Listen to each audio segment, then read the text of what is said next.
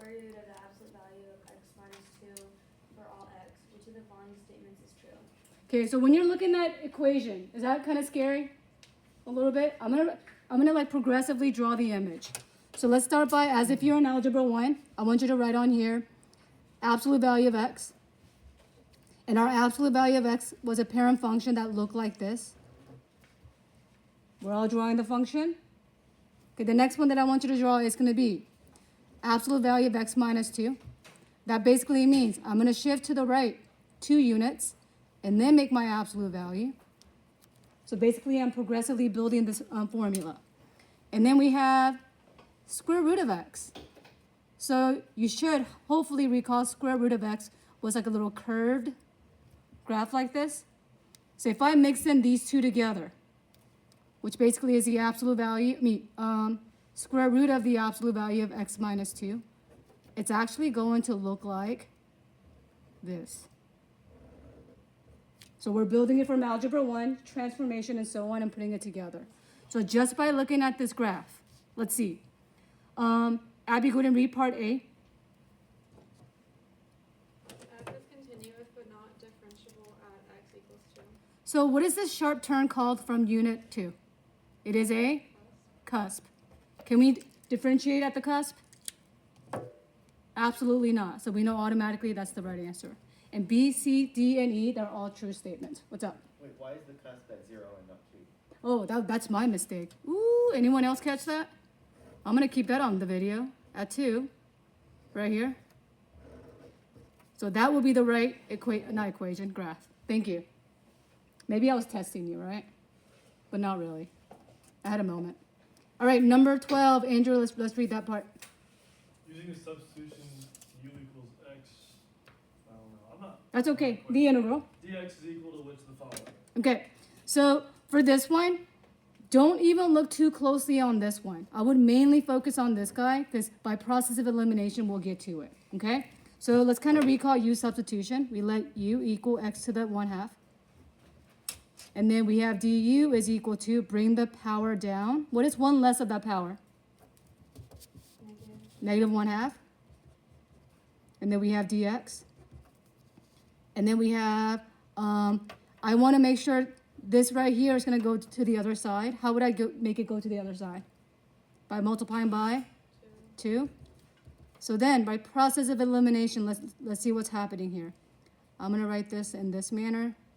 X to the 1/2 dx. Okay, so we know at some point this constant is going to be kicked outside of the integral. So let's see which one that does not have 2.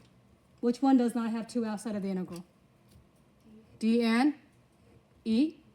And then, because we're using u substitution, I want to be able to figure out. Initially, it says x equals 4 and x equals 1. So when I plug in 4 into square root of 4, what is square root of 4? 2. What is square root of 1? 1. So which one has 2 outside of the integral? Lower bound 1, upper bound 2. Done. So if the actual integral was scary, it's okay. Just take it step by step, and you'll eventually get to it. All right, moving on to number 13. Okay, Ian, let's read number 13, please. The function f is defined by f equals 2 for x equals negative less than 3, and x minus 1 for x is greater than or equal to 3. What is the value of the integral from 1 to 5 of f of x dx? Okay, so would you agree 3 is right in between 1 to 5? Yeah, so at some point I have to break the integral. So my lower number is 1. So let's all write out 1 on my lower bound to 3. And we know, would you agree x less than 3 is between 1 to 3 basically? So that equation is 2, dx. My second part is from 3 to 5. And 3 to 5 is x is greater than or equal to 3. So that's going to be our the bottom equation. Minus 1, I should put that in parentheses. Okay, let's go ahead and integrate.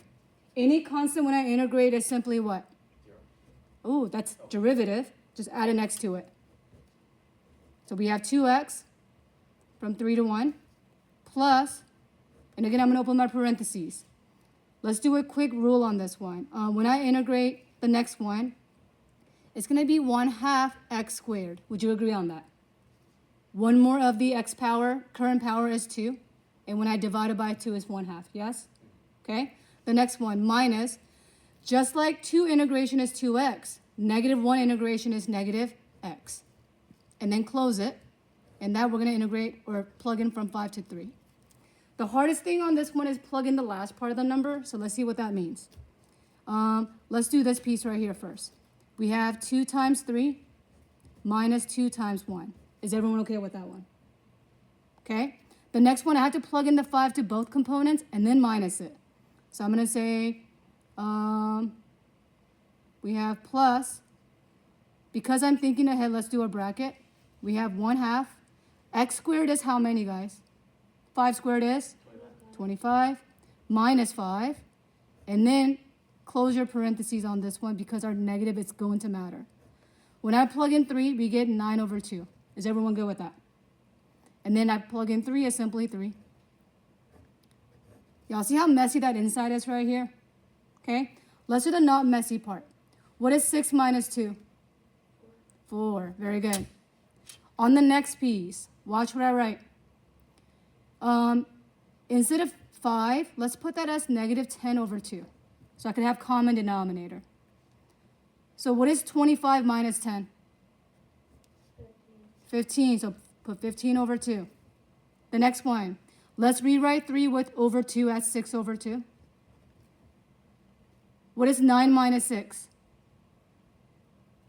3. And then I have to distribute the negative, so I have negative 3/2. So let's go on to this guy over here. Do I now have common denominator on the last 3? Last 2, I mean. What is 15 minus 3, Ian? 12. 12? So Ian, what is 12 divided by 2? 6.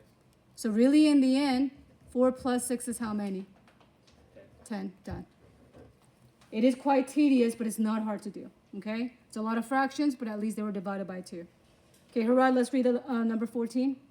If fx equals the square root of x squared minus 4 and gx equals 3x minus 2, then the derivative of f of g of x at x equals 3 is. Okay, let's first worry about the chain rule. So the chain rule states you derive the outside, keep the inside of g of x, and then multiply by the inside derivative. What number am I plugging in for the x on this one, Andrew? 3. So x equals 3. Let's plug that in. We have f prime of g of 3 times g prime of 3. So let's worry about g of 3 and g prime of 3. So when I plug in g of 3, didn't they give us the equation already up there? It's pretty much substitution. So we have 3 times 3 minus 2. Harad, how many is that? 7. That's going to go in for this guy over here. So we have f prime of 7. For g prime, let's find the derivative. Abby, what's the derivative of 3x? 3. So if I know my derivative is 3 no matter what number I plug in, it's going to be 3 in the end. So are we good with the 7 and the 3 so far? Okay. Now let's plug in for the f prime. Let's all write out f prime with not a square root. So I'm going to put on here we have x squared minus 4 to the 1/2. Let's do our chain rule. Lawrence, what number comes down to the constant from the power? Half. And we keep the inside. Lawrence, how many is 1 less than that number? Negative half. -1/2. And when you derive the inside, what do I get? 2x. 2x. Let's start simplifying. Would you agree 1/2 and 2 really in the end is going to become 1? So I don't really need it, right? Right with me. Okay, so we have our x is already on top. And I'm going to write this with the correct proper way with the radical on the bottom. X squared minus 4. Okay, let's all plug in the 3 this time. 3 into this guy, 3 into this guy. Not 3. What number are we plugging in this time, I said? 7. Oh, goodness. 7 over square root of, it's 49 minus 4. How many is that? 45. And notice our answer choices. It looks like I don't see 45 anywhere. Most likely we simplify the radical. What 2 numbers can I multiply to get to 45? 9 and 5. Good. And 9 is a perfect square of 3, radical 5. So when I plug that in into this guy over here, we have 7 over 3 radical 5 times 3. What number cancels on the top and the bottom now? The 3's. So 7 over root 5 is what answer choice? A. Okay, let's go on to number 15. Question like 15, when they give you a graph, it's almost a freebie. Don't miss it. All right, Lawrence, let's read number 15, our last one. The graph of a differentiable function f is shown below. If h of x equals the integral of 0 to x f of t dt, which of the following is true? Okay, integral is the area under the curve. Do we all agree on that? Yes? So let's write on here, h of x is the area, and then h prime of x is f of t, which is a y value. And then h double prime of x is our f prime of t. It is the derivative of the graph, which is a slope. So let's see what I mean by that. If I ask you to find the area under the curve, and in this case, it's saying all the numbers, do y'all see 6 all the way through? Yeah?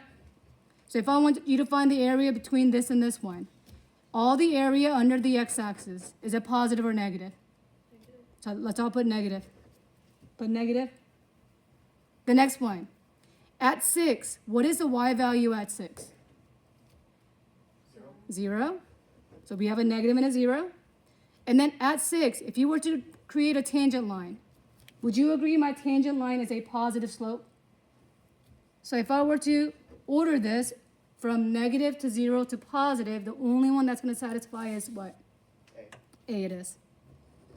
So when you're grading these, here's what I want. Let's say you had this right off the bat. You had no problem. There goes your raw score. Let's say I went over this and you're like, that makes sense. I'm not going to forget it. Potential. And if you're like, absolutely not, then put an X. Y'all good with that? So then that way when we're done, you're not tallying everything going, what do I remember from last Friday? Because that's going to be really hard to do that then.